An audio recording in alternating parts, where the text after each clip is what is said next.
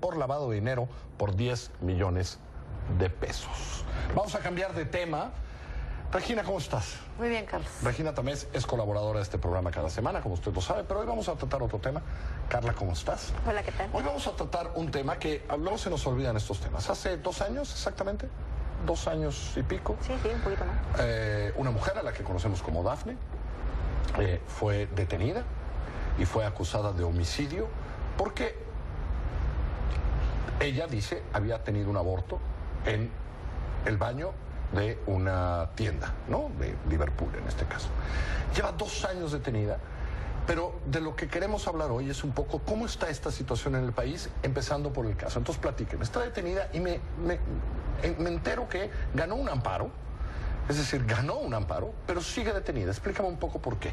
Así es, Carlos. El año pasado se presentó un amparo que finalmente fue decidido a finales del 2017, donde un tribunal federal determina que el juez que se había encargado de enjuiciar a Dafne lo había hecho con base en prejuicios, que la había discriminado y por lo tanto... Eso dice el juez de amparo.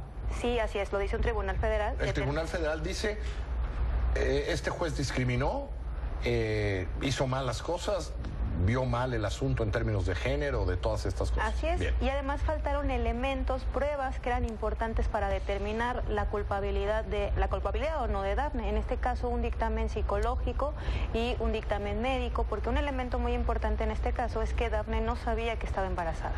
Entonces el juez dice, en este caso el tribunal dice, es importante determinar si es posible médicamente, pues que una mujer no conozca que se encuentra embarazada.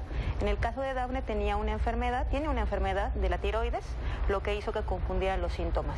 Entonces ordena reponer, digamos, esa parte del juicio.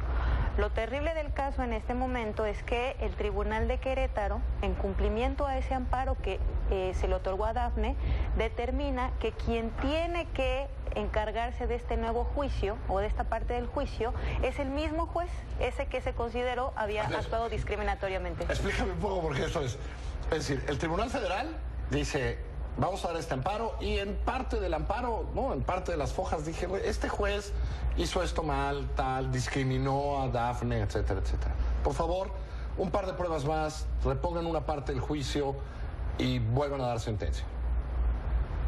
Y de repente le cae al mismo juez que la discriminó y etcétera, etcétera. Es que no ya está analizando y eso quien está recibiendo esas nuevas pruebas. ¿Eso es lo que me estás diciendo? Exactamente. No hace mucho sentido, ¿no? No tiene absolutamente nada de sentido, porque bueno, considerar el contexto. Primero, pues es imposible pensar pues que de pronto este juez haya cambiado, digamos, su opinión prejuiciada que tenía sobre Dafne, y que bueno, pues sabemos que si él se encarga nuevamente de llevar a cabo este juicio, pues sabemos que el resultado es altamente probable es que ratifique o que vuelva a repetir una sentencia condenatoria. Ahora, digamos, nos hemos opuesto precisamente a esta forma en la que se ha pretendido darle cumplimiento a este amparo. Ya se lo hemos comunicado al Tribunal Federal y estamos en espera de que determine, y obviamente lo que esperamos es que haya un mandato de que no sea este juez. Es importante, el Tribunal Federal no es el Tribunal de Querétaro, es decir, el Tribunal Federal concede el amparo, pero es Querétaro quien decide a qué juez, ¿no? Si cambia el juez o no cambia el juez. Ya está puesta la queja frente al tribunal. Okay. Así es. Queremos también hablar de esto, no solo porque se nos olvidan estas historias de una mujer hoy presa, ¿no? Desde hace 2 años por este asunto, porque entiendo que Gil está preparando un interesante reporte sobre este tema una vez más. Sí, yo creo que es importante que la audiencia conozca que este no es un caso excepcional, que lamentablemente en México hay muchas mujeres que están siendo investigadas, ya sea por el delito de aborto o por el delito de homicidio en razón de parentesco.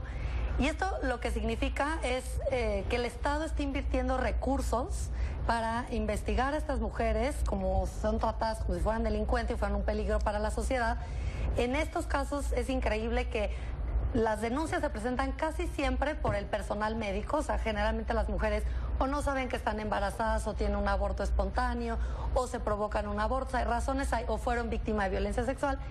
Cuando van a buscar los servicios médicos, que este no es el caso de Dafne porque no llegó al servicio médico, pero la situación general es que llegan al servicio médico y es el propio personal de salud a quien las mujeres están confiando su vida, quienes hablan al Ministerio Público, y en estos casos sí de manera inmediata y pronta se presenta el Ministerio Público y son llevadas a prisión preventiva a estas mujeres. Y eso sigue pasando, eso es lo que me quieres decir.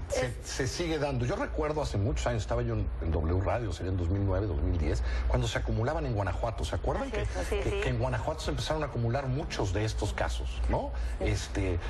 ¿No? Y que estaban empeñados en meter a la cárcel a mujeres que tenían abortos espontáneos, que tenían, ¿no?